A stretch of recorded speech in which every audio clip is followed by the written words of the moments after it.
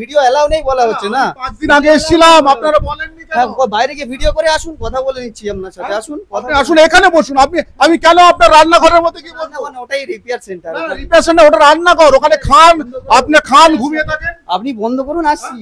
আচ্ছা, OLA bike নিয়ে সেই সমস্যা এখনো চলেছে। আজকে প্রায় 1 ঘন্টার উপরে এসে বসে আছি, এখনো পর্যন্ত কেউ কথা বলেনি।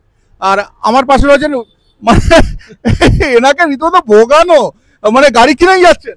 মানে আমার ছিল প্রথমে S1X, ওটা ছিল ব্যাটারি 2 কিলোওয়াট, যার জন্য আমি মাইলেজ কম পেতাম। এবার আমি কি করলাম, শুধু মাইলেজের জন্য গাড়ি চেঞ্জ করলাম, নিলাম 4 কিলোওয়াট S1 প্রো। তো আমি হঠাৎ আজ সকালবেলা গাড়ি চার্জ দেবো, দেখলাম চার্জ হচ্ছে না। আমি থাকি বারুইপুর, তো আমি গাড়িটা নিয়ে এলাম। প্রায় 2 ঘন্টা হয়ে গেল, এখন পর্যন্ত কোনো সলিউশন নেই। তাহলে বুঝুন ওলা কি করছে। কতদিন বাইকটা কিনেছেন? এখনো 2 মাসও হয়নি। সার্ভিস সেন্টারে কি রকম পরিষেবা? সার্ভিস সেন্টারে ছেলেগুলো খুব ভালো, যারা আছে লোকগুলো, দ্যাটস নাইস পার্সন, কিন্তু সার্ভিস কি বলবো, মানে মেকানিক্যাল পার্টটা আমার না ঠিকঠাক আমার পছন্দ হয় না। কি করতে চায়, কি সার্ভিস করে, এতে অনেক এখন ট্রেনিং প্রয়োজন আমার যেটুকু মনে হয়। মানে হেনস্থা হতে হচ্ছে সবাইকে। সময় নষ্ট হচ্ছে, অন্য কাজ করতে পারছি না। আমি কাজ করি পাওয়ার প্ল্যান্ট মুর্শিদাবাদ, আমাকে এসে সময় নষ্ট করতে হয়, থাকতে হয়।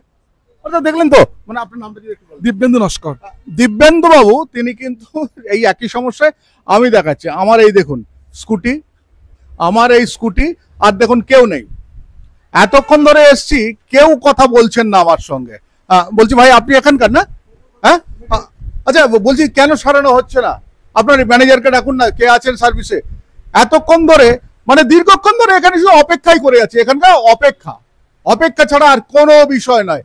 দেখুন গাড়িগুলো পড়ে রয়েছে, সব ওলা বাইক, আর এই ওলা বাইকগুলো এইভাবে পড়ে রয়েছে। আমাকে বললো ওরা জানাবে, 1 দিনের মধ্যে জানাবে, কিন্তু এখনো পর্যন্ত আমাকে কি হয়েছে আমার স্কুটি, তার কি করতে হবে, কিছু জানায়নি। ওদের কাছে এলে এখন বলে ভেঙে গেছে, তখন বলে ওখানে ব্যাটারিতে জল ঢুকেছে। আরে মশাই, আমার হাতে কি সিরিঞ্জ ছিল? আমি ব্যাটারিতে জল ঢুকিয়ে দিয়েছি, আমার গাড়িটি কোনোভাবে নামেনি। যেহেতু কলকাতা একটা বড় বন্যা টাইপের হয়ে গেছে, প্রচুর গাড়ি জলে ডুবেছে, তার সঙ্গে আমাকেও জুড়ে দিচ্ছে। আর অনেকবার ধরে আমি এখানে যেমন বলি যে আমি দেখাচ্ছি, ওনারা আবার তো মাঝে মাঝে একটু আইন ফাইন দেখায়, সেহেতু আমি দেখাচ্ছি যে অনেকক্ষণ হয়ে গেল, মানে ওনারা কোনো নেই, মানে আমাকে মানে যখন ইচ্ছা ওনারা সেরকম করে কথা বলবেন, মানে ওনাদের মতো করে। ভাই আপনি কথা বলুন আমার সঙ্গে, আপনারা কে? না না, আপনার ঘন্টার পর ঘন্টা কেন? স্যার ওখানে বাইরে গেলাম আপনাকে ডাকতে, আপনি কি হয়েছে? আপনারা কেন দিচ্ছেন না? কেন আপনাদের সাথে হ্যারাস করতে? এটা এলাও নেই ভিতরে, আপনাকে তো বলা আছে। কোথায় লেখা আছে? এখানেই লেখা আছে, দেখুন কি আছে?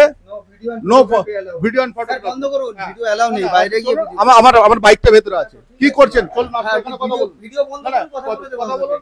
ভিডিও স্যার এলাও নেই বলা হচ্ছে। স্যার আপনি যাই করুন না, আমাকে ভোগাচ্ছেন কেন? আমাকে ভোগাচ্ছেন কেন? স্যার ভোগানো ভিতরে এলাও নেই। কে ওইটা লিখেছেন এলাও নেই, এটা কোনো সার্কুলেশন আকারে আপনি লিখেছেন? আমি আমার বুকে এখন ছবি কাটি। আপনি আমার আপনি আমাকে এটা নিয়ে বোঝাতে পারবেন না।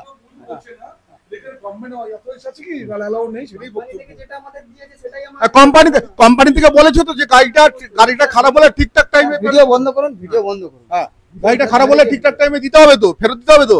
হ্যাঁ, আপনার ভিডিও বন্ধ না কথা বলুন। গাড়িটা খারাপ হলে তো ঠিকঠাক টাইমে ভিডিও দিতে হবে। স্যার ভিডিও এলাও নেই বলা হচ্ছে তো। স্যার আরে আমার গাড়িটা দেওয়া তো এলাও আছে। নিয়েছি তো আপনার গাড়ি। স্যার কি হলো, কবে দেবেন? সেটা বলে দেবে আপনাকে। কবে বলবে?